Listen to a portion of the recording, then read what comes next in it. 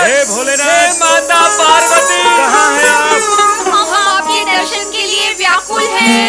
हे देवादिदेव, हे भोलेनाथ, हे शिव शंकर, हे देवेश्वर, आंखें खोले भगवान। नंदी और शिवगण, तुम सब किसकी आज्ञा से कैलाश छोड़कर यहाँ आए हो? हमारी अनुपस्थिति में क्या कैलाश का संपूर्ण दायित्व तुम पर नहीं है? यदि है तो फिर क्यों आए हो तुम यहाँ? क्षमा करें भोलेनाथ, हम आपका तथा माता पार्वती का वियोग और अधिक सहने की स्थिति में नहीं थे भोलेनाथ। पार्वती हमारी अभिन्न सखी है। अपनी सखी से भला कब तक दूर रह सकते हैं? हमारी सखी से हमें शीघ्र ही मिलवा दे, हे शिव शंकर। तुम्हारी सखी पार्वती हमसे आज्ञा लिए बिना ही यहाँ से जा चुकी है, इसलिए अब तुम्हारा उससे यहाँ मिलना संभव नहीं है। हम बार बार अपनी ध्यान समाधि में विघ्न नहीं चाहते, इसलिए तुम सब भी अब यहाँ से जा सकते हो। भगवान भोलेनाथ तो समाधि में चले गए। न जाने देवी पार्वती कहाँ होंगी। ओम नमः शिवाय, ओम नमः शिवाय, ओम नमः शिवाय, ओम नमः शिवाय, ओम नमः शिवाय, ओम नमः शिवाय, ओम नमः शिवाय।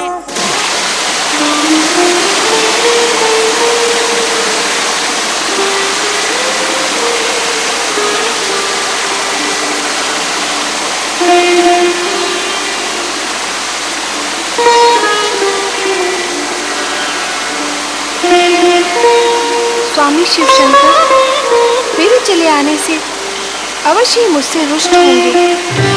वे मेरी आराधना का उत्तर नहीं देंगे। ऐसे वे मेरे हृदय में विराजमान हैं, मेरे अभिन्न अंग हैं। मेरे हृदय की उमड़ती भावनाओं से वे अछूते नहीं रह सकते। इसलिए अब मैं आराधना करूंगी ब्रह्मा जी की। मैं अपनी तपस्या के बल पर ब्रह्मा जी को अपना गौरवर्ण पुनः प्रदान करने के लिए विवश कर दूंगी। ओम ब्रह्मणे नमः, ओम ब्रह्मणे नमः, ओम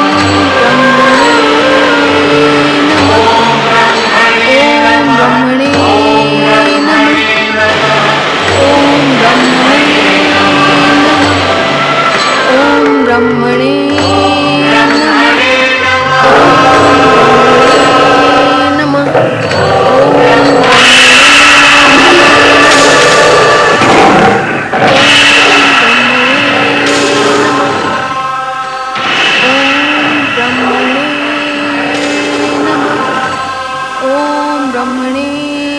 ब्रह्मणे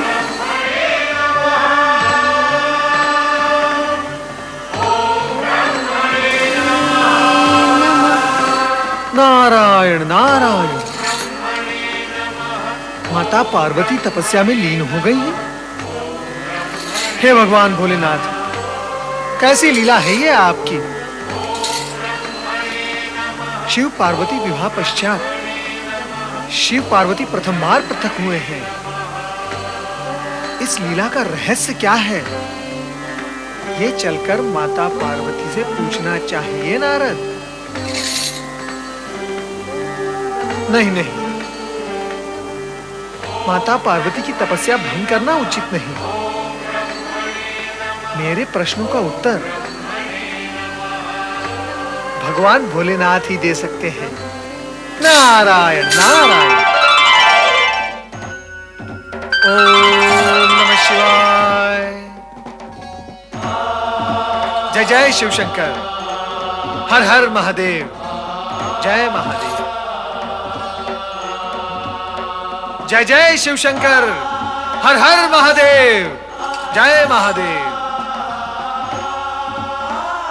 देवादिदेव महादेव की जय हो। कैलाशपति भगवान भोलेनाथ की जय हो। नारायण नारायण। मैं तो माता पार्वती के दर्शन करके यहां आ रहा हूं। मैं आपको केवल एक संदेश देने के लिए उपस्थित हुआ हूं भोलेनाथ। कृपया कर आप मेरी विनती सुनकर अपनी आंखें खोलें भोलेनाथ, अपनी आंखें खोलें।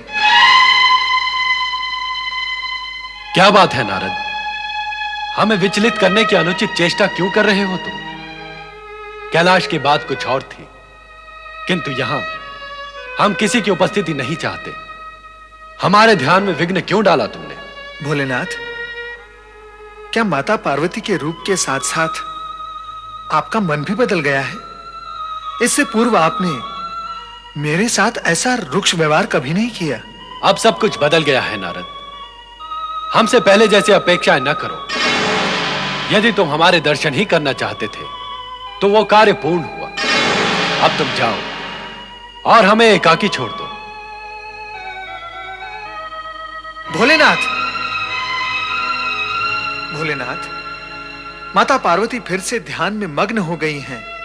वो फिर से तपस्या करने लगी हैं। कृपया कर आप उन्हें मना लें भोलेनाथ, और उन पर जो अन्याय हुआ है उसे आप समाप्त करें। कैसा अन्याय? भोलेनाथ, गौरी माता श्याम वर्ण की हो गई हैं। क्या यह अन्याय नहीं है कि आपकी इच्छा के विरुद्ध इतना बड़ा अनर्थ हो सकता है? प्रभु, आप दोनों का अलग रहना केवल आप दोनों के लिए ही नहीं, संपूर्ण जगत के लिए दुख का कारण बन सकता है। इसीलिए माता पार्वती को मनाकर उन्हें अपना पूर्व वर्ण प्रदान करें भोलेनाथ, और उन्हें कैलाश ले जाएं।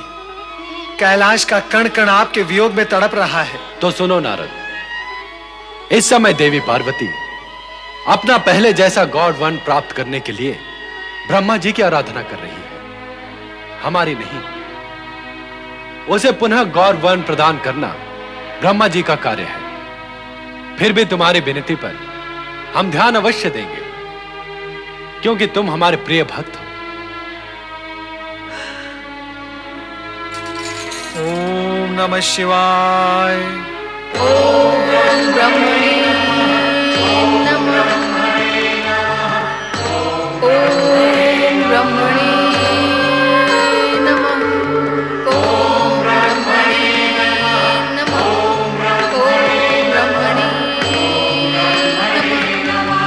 ओम ब्रह्मणे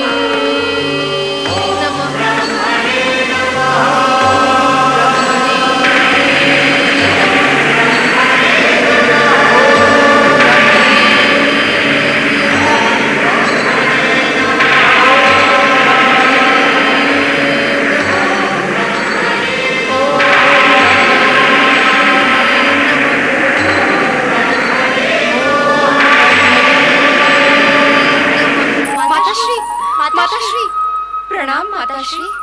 अरे जया विजया, मेरी बच्चियों, तुम लोग इतनी भयभीत क्यों हो? पार्वती यहाँ पर आई थी माताश्री।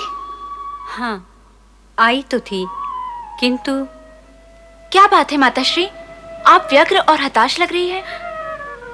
अब क्या बताऊं, उसका वर्ण काला हो गया है। वो यहाँ काली बनकर आई थी और इस अभिशाप से मुक्त होने पुनः तपस्या करने चली गई। पुनः तपस्या? पार्वती काली हो गई? पर कैसे, क्यों? वो तो शिव को ही कारण बता रही थी। ऐसी स्थिति में उसे हमारी साथ की आवश्यकता है। हमें शीघ्र ही उसके पास पहुंचना चाहिए। हाँ, अति शीघ्र। न जाने वो किस स्थिति में होगी। हाँ विजया, चलें। जया, विजया, पार्वती को मिलने जा रही हो? तुम दोनों कितना प्रेम करती हो अपनी सखी से। पार्वती यहाँ आई, अपनी माँ से मिली, किंतु हमसे मिले बिना चली गई। बहुत मन तड़प रहा है उससे मिलने को। तो महाराज, आप भी चलें हमारे साथ। अपनी तपस्यारत पुत्री से हम मिलने तो जाना चाहते हैं, पर उसे कैसा लगेगा? पार्वती हमारी पुत्री है महारानी, उससे मिलने का हमें अधिकार है। आओ, हम सब उससे मिलने चलें। आओ। ओम ब्रह्मणे नमः। ओम ब्रह्मणे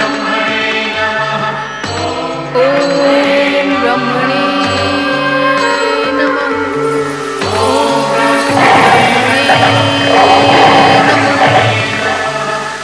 ओम ब्रह्मणे नमः।